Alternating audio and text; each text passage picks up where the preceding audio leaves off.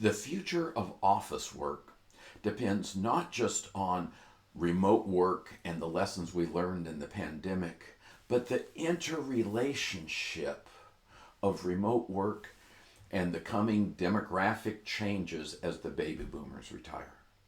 I'm Dr. Bill Connerly. I connect the dots between the economy and business. Let me begin with that demographic change that is not getting as much attention as it should.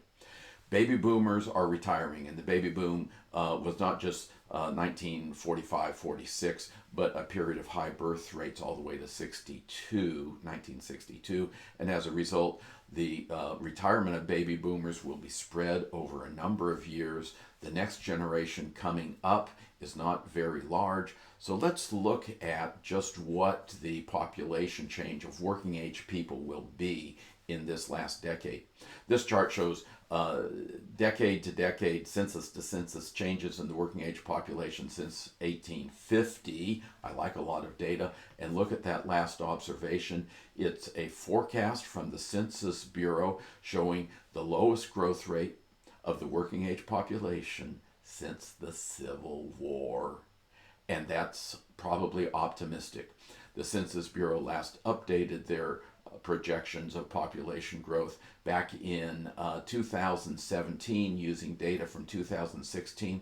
Since then, foreign immigration has come in much lower than what the Census Bureau had been projecting. So I think we're going to have hardly any growth of the working age population in this decade going from 2020 to 2030.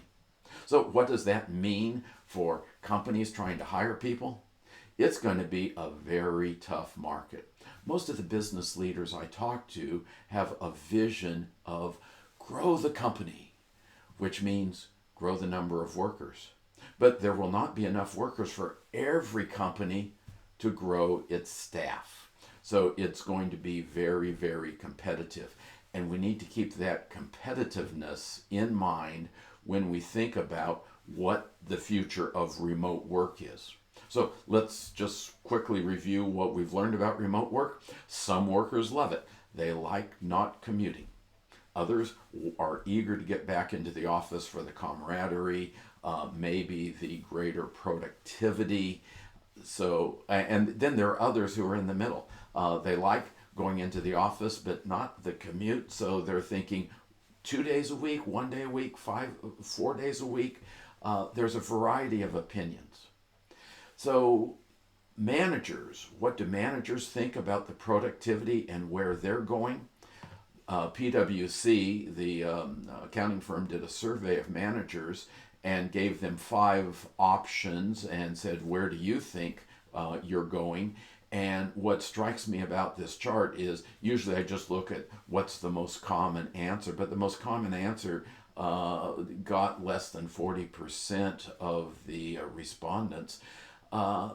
Managers vary. They vary widely about where they think the future of work is going. So managers, the frontline manager, the boss of a team or department, is going to have a big challenge. If the manager requires people to come in, and not everybody wants to come in, the way to get workers to come in instead of going across the street to another job is to pay them a little bit more, either salary or benefits. Well, paying people more is great if productivity goes up. If productivity is higher with people in the office, then paying up to get people in the office makes sense. But what if productivity is not higher when people are coming into the office? Demanding that they come into the office is going to be a losing strategy. But when the labor market is tight, it's hard to find workers, you need those workers to be productive. So if you fail to pay up to get people in the office when productivity is actually higher, what are you going to do? You're going to have a real challenge. So managers will be pushed, I believe, to do a process where they evaluate the productivity of office work versus remote work. It's hard to evaluate productivity, and they're not going to get it right every time the first time.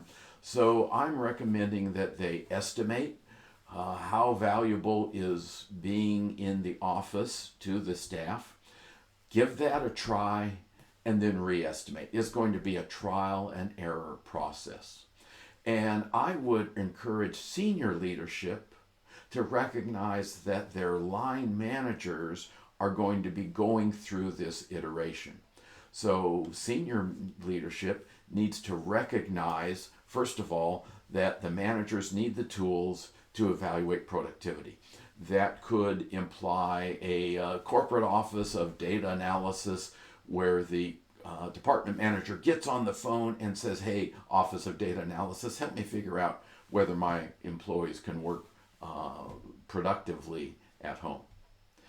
Senior management should also understand that different jobs are different. Different jobs are different. So a typical company has accountants, maybe new product designers, maybe engineers, maybe customer service people, certainly salespeople, and those jobs are different. Those jobs are different, so the rules should be different. And I'm going to recognize that executive leaders understand that the rules should fit the work rather than forcing the work to fit the rules. If you force the work or the workers to fit rules that are not optimized, then you're either paying up for presence that you don't need or you are getting lower productivity. And finally, executive leadership should understand that the demographics is going to make employee retention and recruiting the greatest challenge of the decade of the 2020s. The greatest challenge. And when you listen to me in 2030, and I hope you come back to listen to my 2030 statement on this subject, when you listen to me in 2030, I'll be saying that the difference between the companies that have thrived in this decade and the companies that have failed in this decade is executive leadership, emphasis on employee retention and recruiting. Let me conclude by telling you a little bit about myself. I'm the economist who connects the dots between the economy and business.